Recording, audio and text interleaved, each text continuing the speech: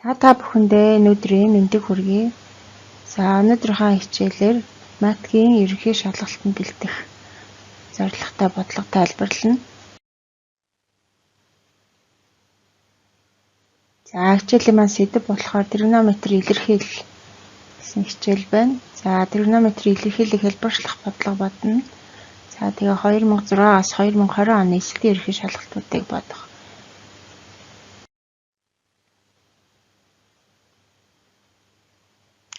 За бодлогуудаа харъя, мөн бодолтын хэрхэн гүйцэтгэж байгааг та бүхэндээ тайлбарлая.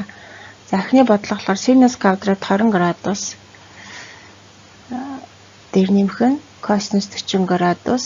За хуваах нь синус 20 градус дээр нэмэх косинус 20 градусын квадратаас асах нэг илэрхийллийг хэлбэрчлээрэй гэсэн 2013 оны бодлого. За эдгээр 5 хариунаас бодолтыг хийгээд зөв хариултыг дагуулна. За тэгэхээр энэ бодлогыг бодохын тулд бид нэр үндсэн адил дахлынхаа томьёонуудыг ашиглана. За тэгэхээр тригонометрийн үндсэн адил дахлын томьёо буюу синус квадрат альфа дээр нэмэх косинус квадрат альфа тэнцүү 1 гэсэн томьёо байна. За косинус 2 альфа тэнцүү 1-ээс асах 2 синус квадрат альфа. За синус 2 альфа тэнцүү 2-ыг үржих синус альфа косинус альфа гэсэн давхар үнцгийн томьёог ашиглаж бодтыг гүйцэтгэе. За тэгэхээр багш нь энэ сумаар ингээд энэ улаан цэг харуулж байна. За хэрхэн томьёогоо хуургаж байгааг мөн тайлбарлая. За косинус 40 градус гэдгийг за давхар үнцгийнхаа косинус 2 альфагийн томьёогоор хувиргахаар за 1-ээс нь 2 синус квадрат альфа болох хэвээр. Тэгэхээр альфа маань болохоор 20 градус гэж авахаар 2 альфа бол 40 градус болно. За тэгэхээр косинус 40 градус гэдгийг 1-ээс асах нь 2 синус квадрат 20 градус гэж авч байна. За одоо хувир дээр харъя. Синус 20 градус дээр нэмэх нь косинус 20 градусын квадрат зэрэг байна. За тэгэхээр А дээр нэмэх нь Б-ийн квадрат гэсэн одоо нийлбэрийн квадратын томьёо гэж ирдэг. За үндсэн 7 томьёоны нийлбэрийн квадратын томьёогоор задлагаа хий. За тэгэхээр синус квадрат 20 градус дээр нэмэх нь 2-ыг хүрчих синус 20 градус косинус 20 градус нэмэх нь косинус квадрат 20 градус хасах нь 1. За ингээд нийлбэрийн квадратын томьёогоор задлаад илэрхийлээ бичээд хувиргаад биччихлээ. За ингээд улаан цэгийг дагуулад бүгдээр хараарай. За тэгэхээр хүртэр дээр байгаа синус квадрат 20 хасах нь 2 синус квадрат 20 бол төсөөтэй гишүүд байна. За тэгэхээр энэ төсөөтэй гишүүдийг эмэгтэйгээр энэ хасах синус квадрат 20 гарна. За хувир дээр болонгод за илэрхийлэл хэлбэрчлэхээр за үндсэн адил дахлын томьёо багш нь энд бичсэн байгаа. Синус квадрат альфагийнхын оронд 20 градус байна. Косинус квадрат 20. За энэ хоёрын нийлбэр бол нэгтэй тэнцүү юм байна. За тэгвэл ингээд 1 гарч байгаа учраас 1-ээс энэ 1-ийг хасгаар тэг болно. За тэгэхээр 2 синус 20 градус косинус 20 градус нь хувиртай үлдчихнэ. За одоо тэгэхээр эндээс дахиад явах гэхээр 1-ээс асах синус квадрат 20 градус бол за үндсэн адил талаасаа дахиад косинус квадрат 20 хийдэг гэхээр энэ 1-ээс асах синус квадрат 20-тэй тэнцүү болчихно. За одоо энэ косинусын энэ квадрат зэрэг нь за ингээд багшнуулаа. За урагшааг харъя. За энэ квадрат зэрэг бол хувир дээр косинус 20 зэрэгтэйгээ хуваагдчихна. За тэгэхээр одоо хүртэр дээр косинус 20 градус, хувир дээр 2 синус 20 градус. За одоо ингээд косинусыг синуст хуваахаар котангос гэсэн томьёо байдаг. За тэгэхээр 2-1 котангос 20 градус гэсэн хариу гарч байгаа буюу И хариулт нь зөв байна. За ингээд нэгдүгээр бодлогын хариултыг бид бодож дуслаа.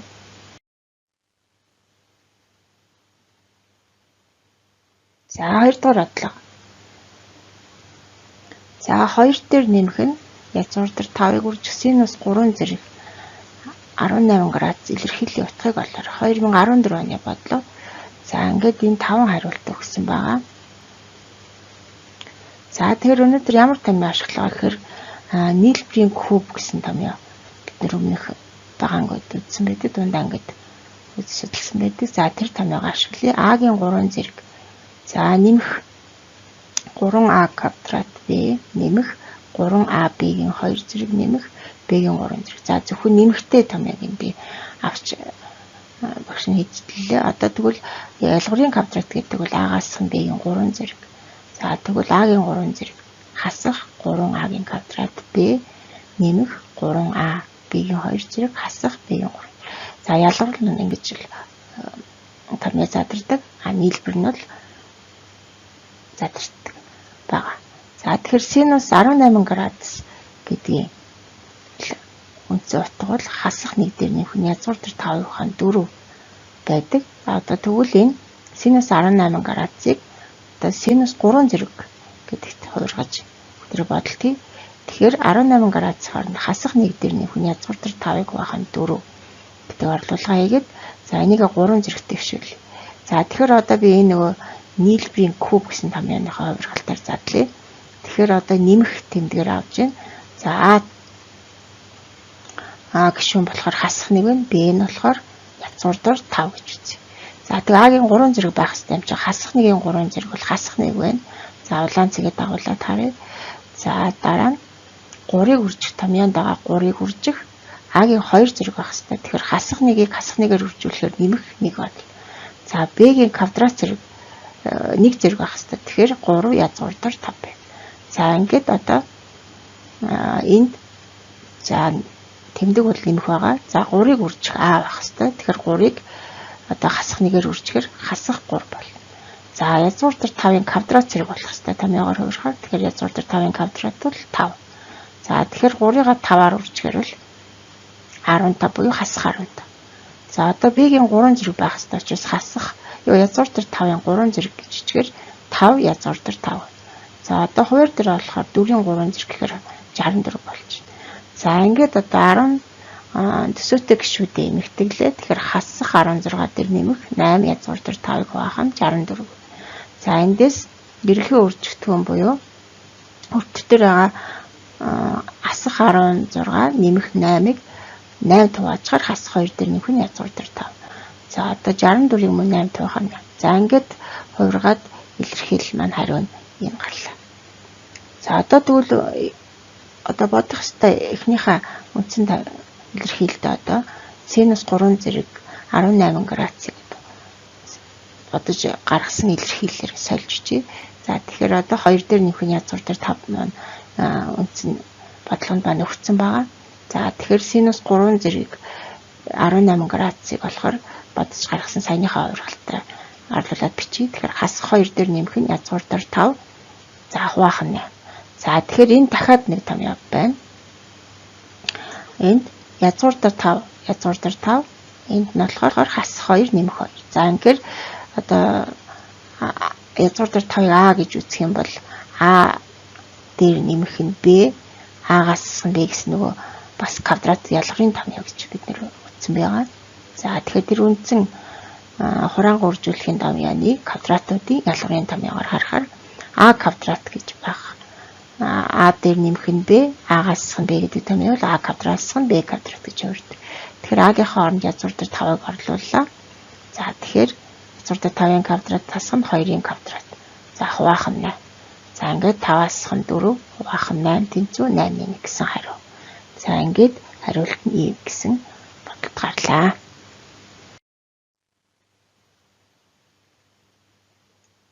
За 3 дахь одлого. За 3 дахь одлого болохоор 1 дээр нэмэх нь тангас 4 зэрэг 2 альбаг хуваах нь тангас квадрат 2 альба дээр нэмэх нь катангас квадрат 2 альбаас нь 1 хуваах косинус квадрат 2 альба. Илэрхийлэл тайлбарчлах бодлого нь 2010 оны бодлого. За энэ 5 хариултаас мэс онгордог бол. За ингээд эхний хувирах томьёо болохоор тангас квадрат альба үржих катангас альба тэнцвүнийг гэсэн үндсэн адилтгалын томьёо. За 1 дээр нэмэх нь тангас квадрат альба тэнцвүү 1-ийг хуваах нь косинус квадрат альба гэсэн томьёо. Энэ хоёр томьёог ашиглаж бодолтыг. За бодолтынхаа үндсэн энэ бодлогоо харъя. 1 дээр нэмэх нь тангас 4 зэрэг 2 альбаг хуваах нь тангас квадрат 2 альба дээр нь катангас квадрат 2 альба. За хасах нь 1-ийг хуваах косинус квадрат 2 альба. За тэгэхээр би энд ямар адилтгал ашиглаж байгаа вэ гэхээр за 1-ийг хуваах нь катангас квадрат 2 альбаг бол 1-ийг хуваах нь тангас квадрат 2 альбагаа илэрхийлэлээр сольж бичиж юм. За ингээд нийлбэрийг ингээд нэмээд бодохоор за энд илэрхийлэл маань гарч байна. Нэг дээр нэмэх нь тангас 4 зэрэгт 2 альфаг үржих, тангас квадрат 2 альфаг хуваах нь тангас квадрат 4 зэрэгт 2 альфа дээр нэмэх нь 1. За энэ ингээд хувиргалтыг хийгээд бүгдээрээ харлаа. За тэгэхээр одоо эндээс одоо энэ нэг дээр нэмэх нь тангас 4 зэрэгт альфаг энтэйгээ хураач. За ингээд тангас квадрат 2 альфагаас асах нь 1-ийг хуваах нь косинус квадрат 2 альфа. За ингээд 1-ийг хуваах нь косинус квадрат 2 альфагийн томьёог болохоор ингээд нэг дээр нэмэх нь тангас квадрат 2 альфа нийлбэрээр сольж бичье. За ингээд хариултыг одоо хаалтыг хаалт задрахаар хасах тангас квадрат 2 альфа нэмэх тангас квадрат 2 альфа тэг болоод хасах 1 гэсэн хариулт гарч байна. За ингээд хариултаас D хариулт сонгож дагуулах нэ.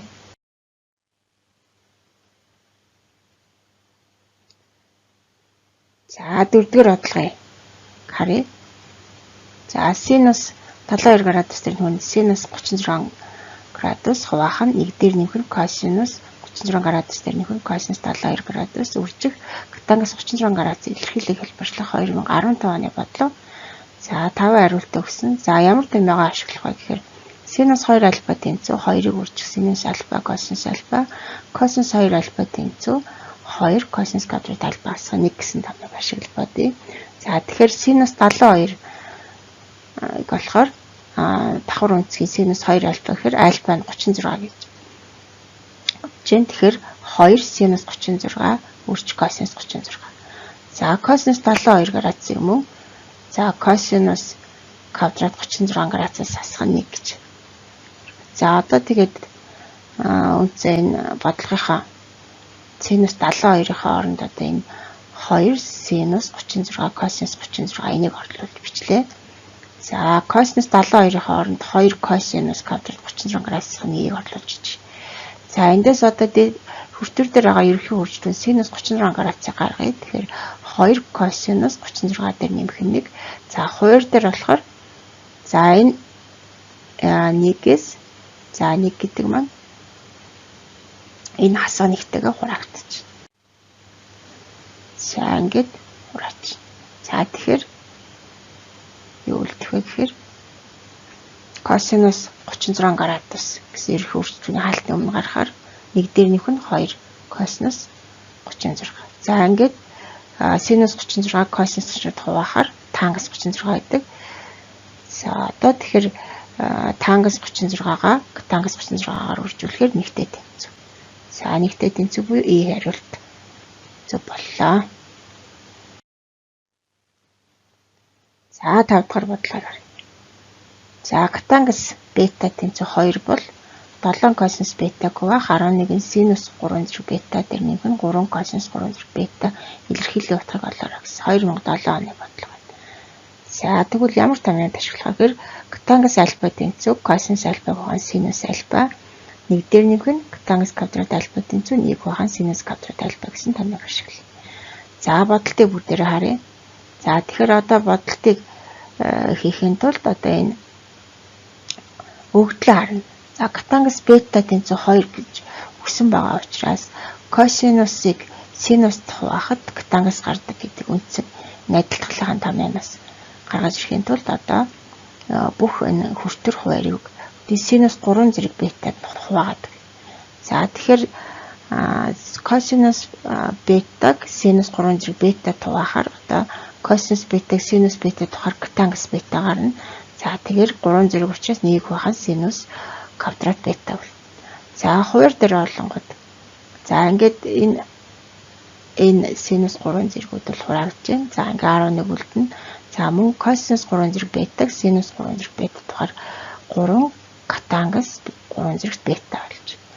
За одоо нэгийг хуваах нь синус квадрат бетаг бол 1 дээр нэмэх нь катангас квадрат бетагаар томьёогоор солиё. За ингээд одоо бүгд катангас болоод илэрхийлэл маань шилжиж байгаа учраас катангас бетагийн хооронд 2-ыг орлуулж.